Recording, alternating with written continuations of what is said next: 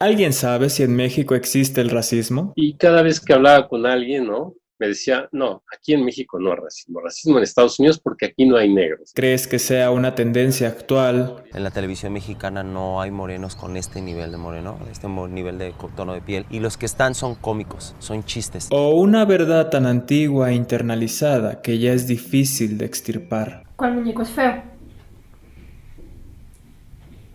¿Por qué? Porque a mí no me gusta el color café.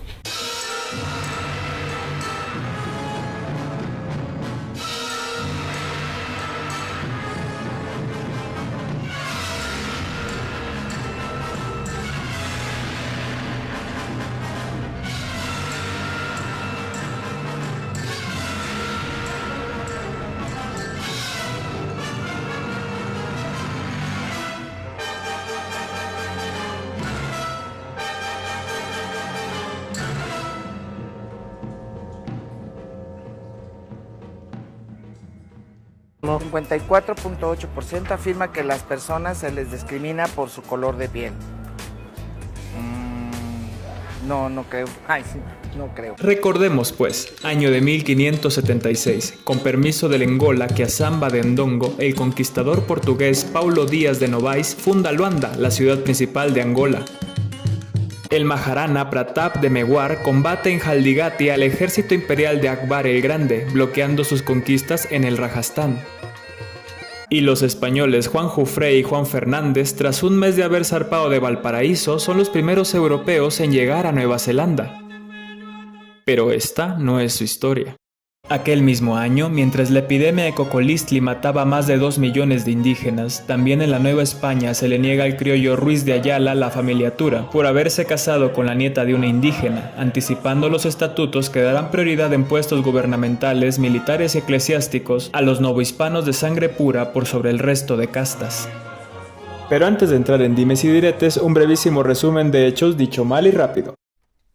Entre los siglos XV y XVI en España hubo un problemón entre los católicos de hueso colorado y los judíos recién convertidos al cristianismo, sobre todo porque muchos de aquellos tenían más poder que los primeros. Tras algunas revueltas, persecuciones y masacres de judíos, el viejo problemita europeo se iban imponiendo los estatutos de limpieza de sangre con el que los sefardíes y marranos quedaban fuera de los cargos de gobierno, militares y universitarios. En el Nuevo Mundo esto aplicaría para los indígenas, quienes también eran sospechosos de continuar con sus herejías, adorando en secreto a esos dioses de cabeza de serpiente y faldas de cráneo que no habían logrado digievolucionar al catolicismo. Pero más piola tenían sus hijos café con leche, producto de los Romeos y Julietas novohispanos, quienes tenían la sangre menos limpia y pura que sus padres, quedando incluso por debajo de sus abuelitos indígenas en cuanto a derechos. Pero todavía más abajo, refundidos donde ni la virgencita llegaba a soplarles, estaban los negros, bestias de carga, robotinas coloniales o en el mejor de los casos la mascota exótica de los güeros. Hasta Diosito se enojaba si te mezclabas con ellos. Encima de todos, obviamente, estaban los responsables de llevar y defender la única verdadera y suprema fe a aquellos lares, mientras en Europa los impíos protestantes anglicanos la hacen jirones para rabia del Sacrosanto Padre.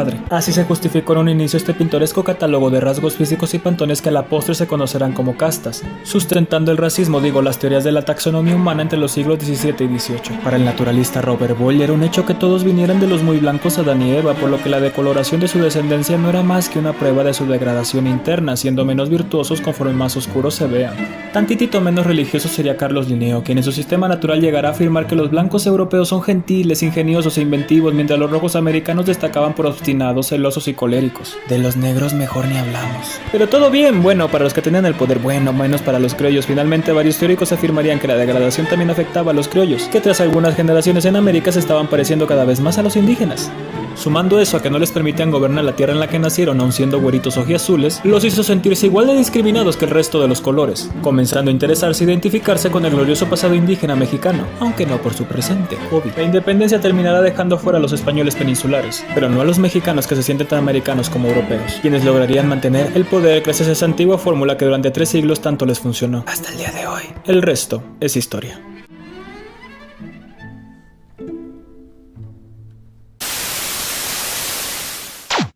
Ahora sí, a lo que nos truje.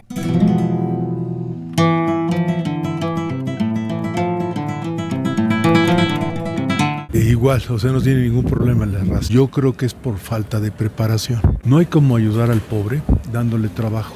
págale seguro social, págale Infonavit, paga SAR. Olvídate los de Chiapas. ¿Quién es tu prójimo? La sirvienta que trabaja conmigo, el chofer que trabaja conmigo, mis empleados. Mientras yo me preocupe por ellos, no tengo ningún problema. Ningún problema en la raza. Bueno, igual y yo soy muy mal pensado y ando queriendo ver moros con tranchetes. Pero eso de mientras se les dé chamba todo bien, ¿no les suena parecido a mientras se les evangelice no hay pex? Como que se quiere resolver la falta de oportunidades y visibilidad de ciertos grupos con la ayuda que se les pueda dar, ya sea Papá Estado, el Sacrosanto Imperio o un estimado profesor del TEC, en lugar de revisar ese problemita de algunos cuantos siglos de cómo le damos tanta importancia a la cantidad de melanina que produce una persona. Como ya todos sabemos, bueno, casi todos, el clasismo, que es la discriminación de una persona por su nivel socioeconómico, está íntimamente ligada a esa otra discriminación que es el racismo, el subestimar o atacar a una persona por creer que tiene vicios y limitaciones solo por su color de piel u otros rasgos físicos. Pero, ¿cómo se relacionan? ¿Qué tiene que ver con mis tonos el que yo termine o no una carrera o tenga un trabajo u otro? Bueno, en un mundo ideal no tendrían relación alguna, ya que en principio tu apariencia no tendría por qué afectar negativo o positivamente tu forma de pensar o de ser. Tú puedes ser lo que quieras, todo es cuestión de esforzarse. Bueno, también de tener ciertos contactos, contar con recursos y ya si se puede que no te echen de un lugar por cómo te ves, llevas las de ganar. En nuestro mundo, que no es el ideal, a muchas personas les cuesta mucho más que a otras lograr ciertas metas, por el simple y llano hecho de que su apariencia no es confiable para los demás. Y por confiable no me refiero a que no los vean como criminales, sino a que confíen en que saben hacer lo que dicen y pueden hacerse cargo de ciertas responsabilidades. Bueno, eso esperaba la indígena tuxpeña María de Jesús Patricio Martínez, Marichuy para sus simpatizantes, cuando fue postulada por el Congreso Nacional Indígena como candidata independiente a la presidencia de la República en el 2018. Para lograr su registro oficial debía conseguir 867.593 firmas. El eslogan para aquello fue claro. El punto no era la presidencia, la izquierda ya tenía a su gallo, sino lograr la visibilidad que desde hace tiempo les hace falta a los pueblos indígenas en este país. ¿Se acuerdan de cómo terminó aquello? A primera vista, parece que en estos temas tan delicados estamos bastante lejos de principios y mediados del siglo XIX, cuando México tuvo por presidentes a un afrodescendiente y a uno de los personajes indígenas más reconocidos de su historia, algo que por alguna razón parece tan difícil de ocurrir en los tiempos que corren. Y aunque las causas para que ellos llegaran a la presidencia o por las que Marichuy no llegó a candidata son mucho más complejas que el tono de su tez, cabría preguntarse si en un país donde apenas el 8.5% de los indígenas termina su universidad, mientras el 70% continúa en la pobreza, la historia de Marichuy hubiera sido otra si no hubiese resaltado tanto su origen. Tengo una primo hermano de Veracruz, yo soy veracruzano, que es más negro que el tizón. Y sin embargo, lo quiero muchísimo. Ahora, en muy buen plan lo digo. Penetración anal, antinatura. Ay, ese señor.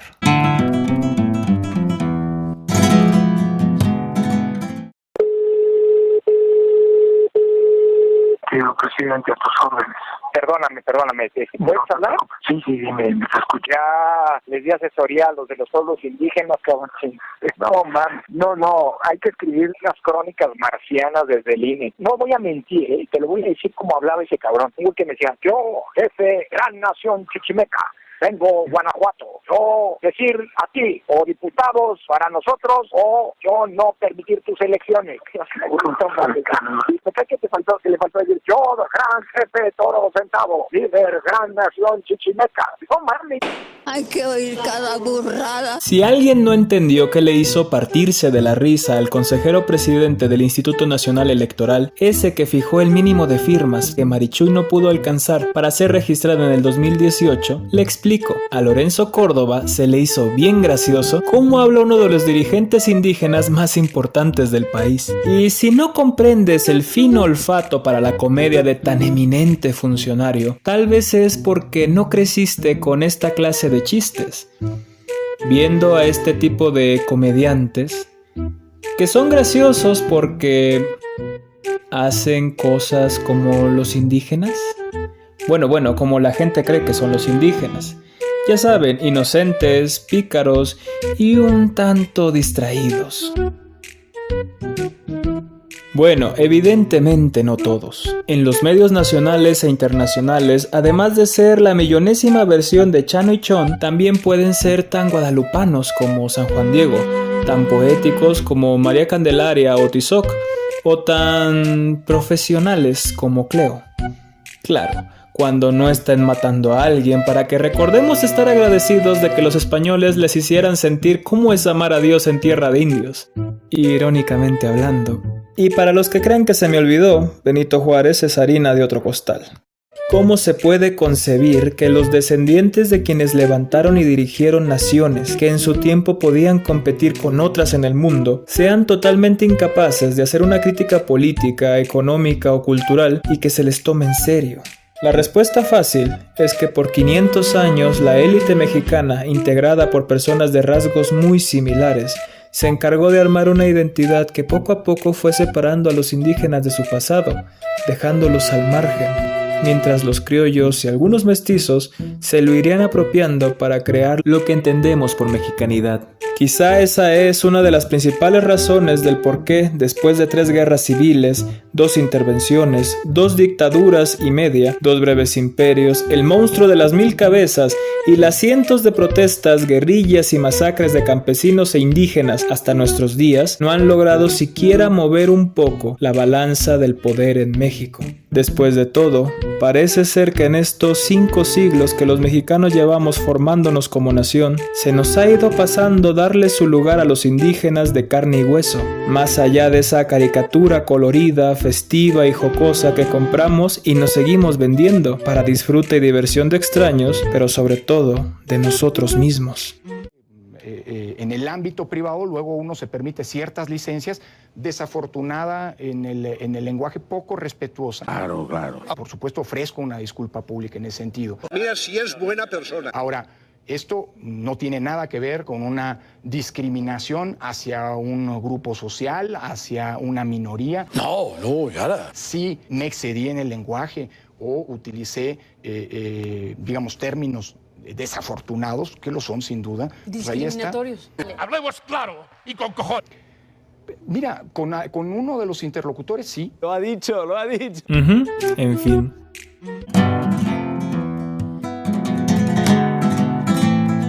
Mi película más ambiciosa hasta el momento, la que más retos me ha presentado, tiene que ver con combatir ese racismo, ese clasismo. Sé que también en redes sociales por ahí me decían, todas las películas de Michelle son de gente de clase alta o gente blanca. Por ahí decían whitexican. Alguien que acusa de racismo y está creando esos términos está siendo profundamente racista.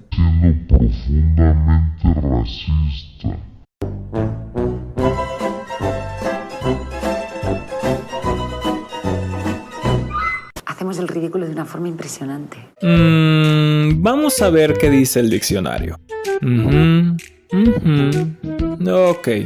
No vamos a defender el resbalón del señor, que ni él mismo pudo. Pero sí hay algo que aclarar. Evidentemente, llamar a alguien whitexican de manera despectiva denota el mismo nivel de imbecilidad que ofender a alguien por cualquier color de piel. De nuevo, en un mundo ideal, los rasgos físicos no deberían ser razón para separar a la humanidad.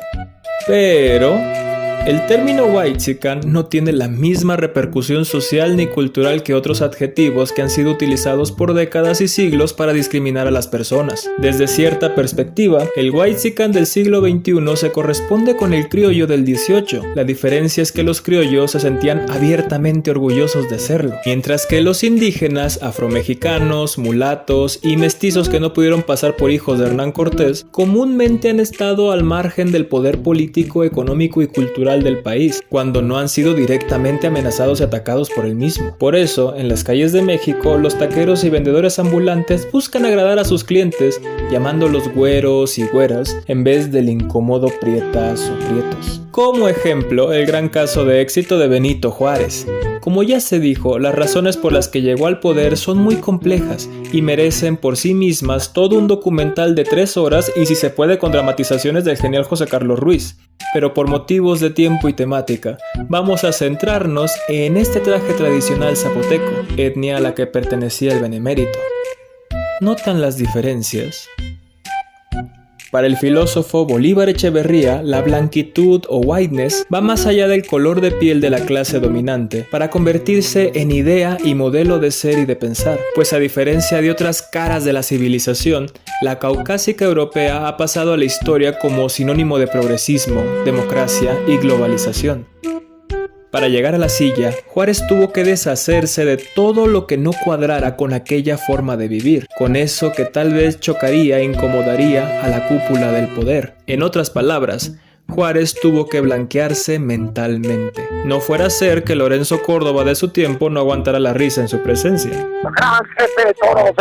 La moraleja es muy clara. Si por desgracia no tienes el aspecto del éxito, tendrás que esforzarte por aparentarlo. Y bueno, Michel Franco, creo que finalmente te diste cuenta de aquello. En este país, donde si no naciste güerito tienes que actuar como si lo fueras, más que racista, la palabra whitexican se acerca peligrosamente a la forma del halago. Y bueno, todavía, y la polémica que se generó a raíz de este término que usaste. Ustedes no saben lo que es la magia de la televisión. Utilicé un término que ofendió a mucha gente. Me apresuré a pedir una disculpa porque yo no estaba bien enterado de lo que el término significa. Claro. Y pues hice un comentario muy desafortunado. Bien, ¿veis, niños? Eso sí. Sin más que agregar por ahora, me despido, recordándote que yo soy Meraz, Fernando Meraz, y que la corrección histórica solo sirve en el presente. Hasta la otra. Las neuronas están fritas. Bye bye, hasta otro ratito, ¿eh? Un aplauso para esto, hombre.